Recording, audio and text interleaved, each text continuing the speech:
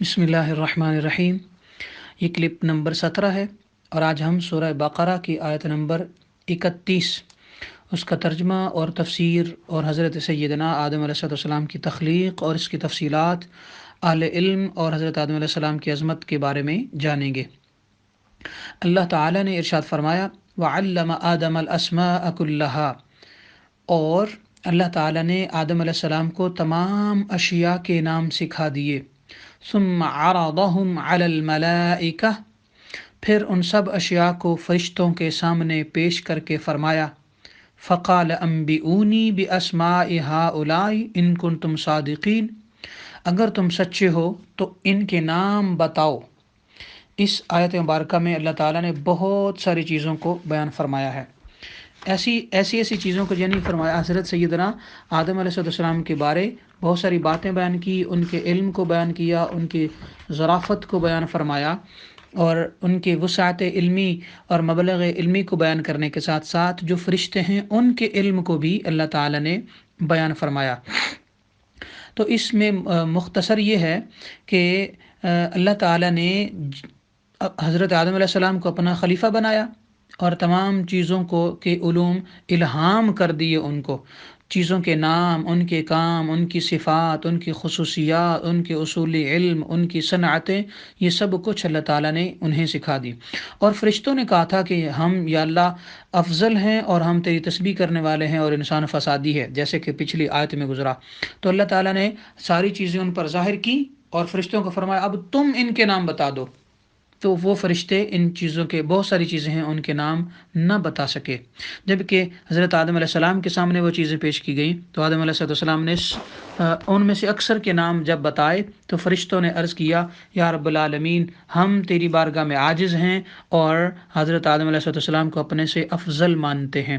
یہی وجہ ہے کہ علم کی وجہ سے حضرت سیدنا آدم علیہ السلام فرشتوں سے بھی اور حضرت انسان فرشتوں سے عظیم ٹھہرا۔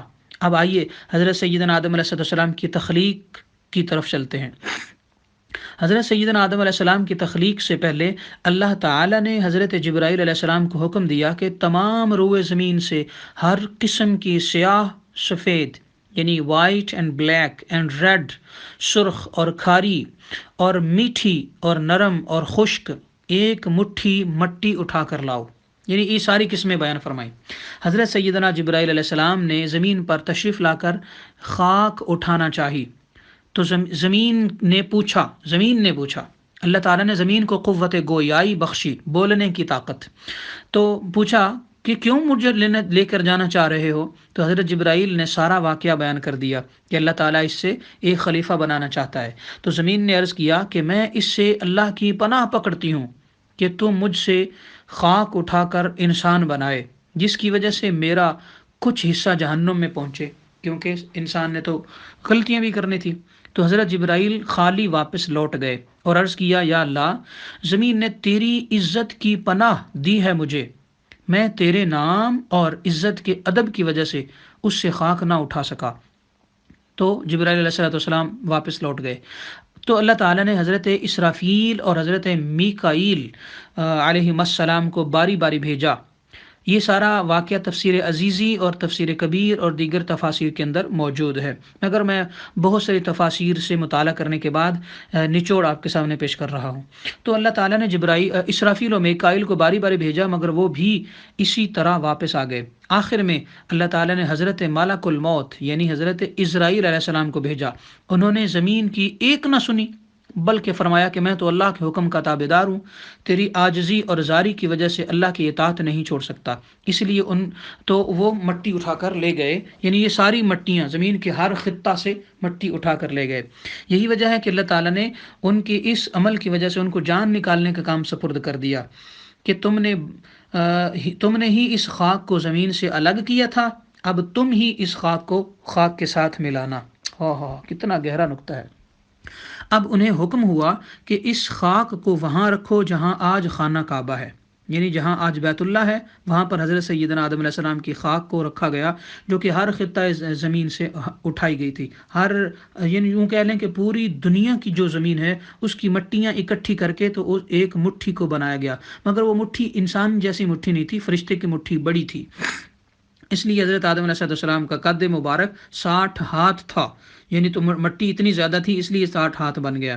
تو فرشتوں کو حکم ہوا کہ اس خاک کا مختلف پانیوں سے گارا بناؤ۔ چنانچہ اس مٹی پر 40 روز بارش برسائی گئی، 39 دن تو غم اور رنج کی بارش برسی اور ایک دن خوشی کی بارش۔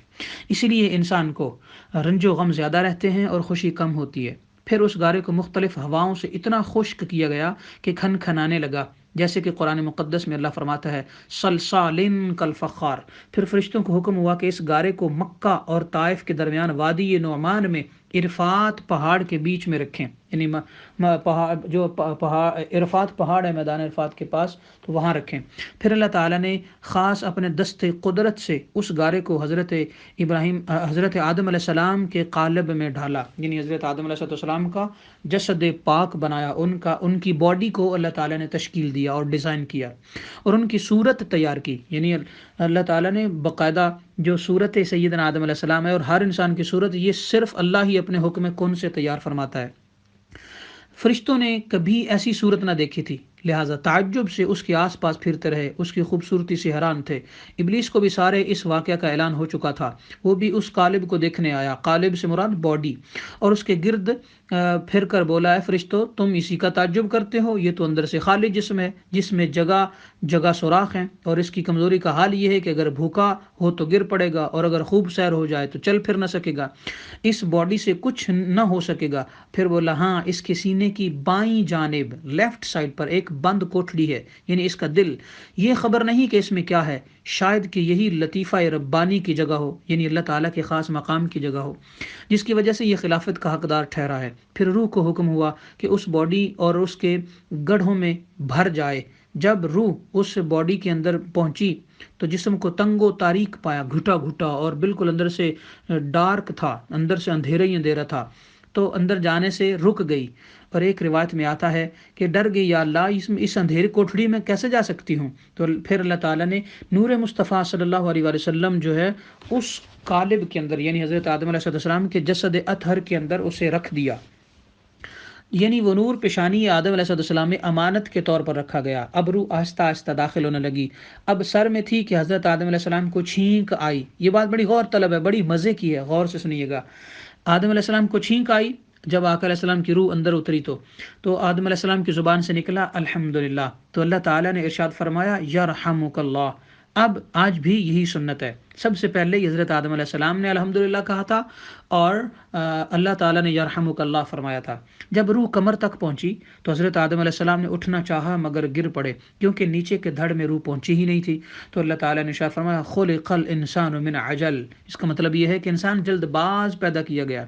اور جب تمام بدن میں روح پھیل گئی تو حکم ہوا کہ فرشتوں کے پاس جا کر ان کو سلام کرو اور سنو وہ تمہیں کیا جواب دیتے ہیں۔ تب حضرت سیدنا آدم علیہ السلام ادھر تشریف لے گئے اور فرمایا السلام علیکم، تو فرشتوں نے جواب دیا وعلیکم السلام ورحمۃ اللہ۔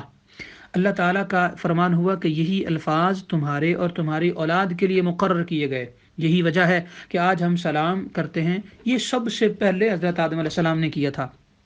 حضرت آدم علیہ السلام نے عرض کیا یا اللہ میری اولاد کون ہوگی؟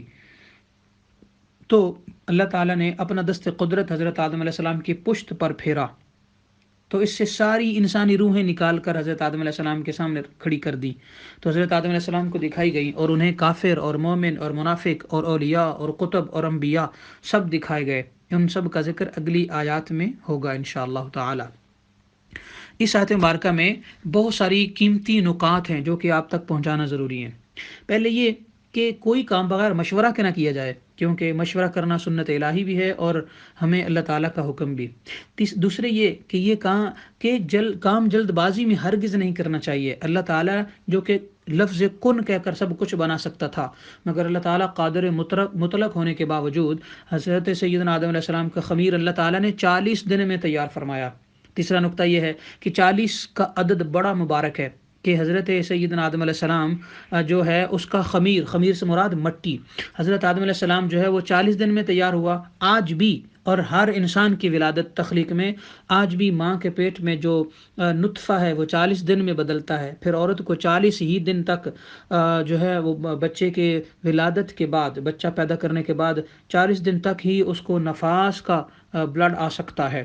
40 سال میں ہی انسان کی عقل کامل ہوتی ہے، اسی لیے اکثر انبیاء کرام کو نبوت اسی عمر میں ملی۔ اور آج بھی جب تک ایک نیک انسان 40 سال کی عمر کو نہ پہنچ جائے، وہ ولایت کی پختہ منزلیں جو ہیں ان تک پہنچا تو ہوتا ہے، مگر اسے فیض آگے بانٹنے کی اجازت نہیں ہوتی۔ چوتھا نقطہ یہ ہے کہ آدم علیہ السلام کا دبدبہ زمین و آسمان ہر جگہ پر ہے، ہاں ان کا پایہ تخت زمین تھا، کیونکہ اس آیت میں خلیفہ کو بغیر یوں کہہ لیں کہ کسی قید کے بغیر اللہ تعالیٰ نے فرمایا، لہٰذا زمین اللہ تعالیٰ نے ان کی قیام گاہ بنائی ہے۔ پانچویں یہ کہ خلیفہ کے لیے معصوم ہونا ضروری نہیں، ہاں نبی معصوم ہوتے ہیں، اور جو ہے اللہ تعالیٰ کے کرم سے ایک نقطہ اور ہے کہ خلیفہ جو ہے وہ ظاہری طور پر ہوتا ہے۔ بہت سارے لوگ خلیفہ کو غائب مانتے ہیں، مگر خلیفہ غائب نہیں ہوتا۔ اللہ تعالیٰ کی ذات غائب تھی کیونکہ لوگوں کی نگاہ سے اللہ کی ذات غائب ہے، اور اللہ تعالیٰ علام الغیوب بھی ہے، اسی وجہ سے تو اس نے اپنا خلیفہ بنایا تاکہ لوگ ظاہر خلیفہ سے فیض لے سکیں، اور اگر خلیفہ بھی غائب ہو جائے تو خلافت کا مقصد ہی پورا نہیں ہوتا۔ یہی وجہ ہے کہ حضرت علی اور حضرت امام مہدی علیہ السلام جو ہیں انہیں بھی اللہ تعالیٰ نے جب اپنے نبی علیہ السلام کا حضرت علی کو چوتھا اور امام مہدی کو آخری خلیفہ بنایا امت محمدیہ کا، تو ان کی خلافت بھی ظاہری ہی تھی۔ دوسرا یہ ہے کہ چھوٹے لوگوں کو، یعنی یوں کہہ لیں چھوٹوں کو یہ حق حاصل ہے کہ بڑوں کے کام کی حکمت پوچھ لیں، جیسے کہ فرشتوں نے حق تعالیٰ سے اللہ تعالیٰ سے دریافت کیا تھا۔ پھر آٹھواں نقطہ یہ ہے کہ بڑوں کو بھی یہ حق ہے کہ راز کی بات چھوٹوں پر کبھی نہ بھی ظاہر کرنا چاہیں تو کوئی حرج والی بات نہیں، بلکہ چھوٹوں کو چاہیے کہ خاموش رہیں۔ اور اس میں ایک اور نقطہ نوواں یہ ہے کہ علم عبادت سے افضل ہے، علم عبادت سے افضل ہے، کیونکہ فرشتے عابد تھے اور آدم علیہ السلام عالم، مگر آدم علیہ السلام جو ہیں وہ افضل ٹھہرے۔ علم کے بہت سارے فضائل ہیں، اور اس آیت مبارکہ میں چونکہ یہ آیت مبارکہ سٹارٹ ہی علامہ سے ہوئی، یعنی کہ علم سکھا دیا اللہ تعالیٰ نے، تو علم کے فضائل جو ہیں یہ اس آیت مبارکہ سے ہمیں پتہ چلتے ہیں۔ آئیے تھوڑی دیر علم کے فضائل جانتے ہیں۔ اس آیت میں اللہ تعالیٰ نے حضرت آدم علیہ السلام کے فرشتوں پر افضل ہونے کا سبب علم کو ظاہر فرمایا۔ اس سے معلوم ہوا کہ علم خلوتوں اور تنہائیوں کی عبادت سے افضل ہے۔ حضرت ابو ذر غفاری رضی اللہ تعالیٰ عنہ فرماتے ہیں کہ حضور پر نور صلی اللہ تعالیٰ علیہ وسلم نے مجھ سے ارشاد فرمایا، اے ابو ذر رضی اللہ عنہ، تمہارا اس حال میں صبح کرنا کہ تم نے اللہ تعالیٰ کی کتاب سے ایک آیت سیکھی ہو تو یہ تمہارے لیے 100 رکعت نفل پڑھنے سے بہتر ہے، اور تمہارا اس حال میں صبح کرنا کہ تم نے علم کا ایک باب سیکھا ہو اور جس پر عمل بھی کیا گیا ہو یا نہ کیا گیا ہو، یعنی عمل کیا جانا شرط نہیں، صرف سیکھنا شرط ہے، تو یہ تمہارے لیے 1000 نوافل پڑھنے سے بہتر ہے۔ یہ حدیث مبارکہ سنن ابن ماجہ جو صحاح ستہ کی ایک کتاب ہے، کتاب و سنہ، باب فی فضل من تعلم القرآن وعلمہ، حدیث نمبر 219 ہے۔ تو آج ہی کے درس میں شام کے درس میں دوسرا جو کلپ آئے گا انشاءاللہ، اس میں علم کے فضائل انشاءاللہ بیان ہوں گے۔ رب کائنات ہمیں حضرت آدم علیہ السلام کی عظمت کو سمجھنے، آدم علیہ السلام اور دیگر انبیاء کا ادب کرنے، اور اللہ کی نیک ہستیوں کا ادب کرنے اور اہل علم کا ادب کرنے کی توفیق عطا فرمائے، آمین۔ وما علیہ الا البلاغ المبین۔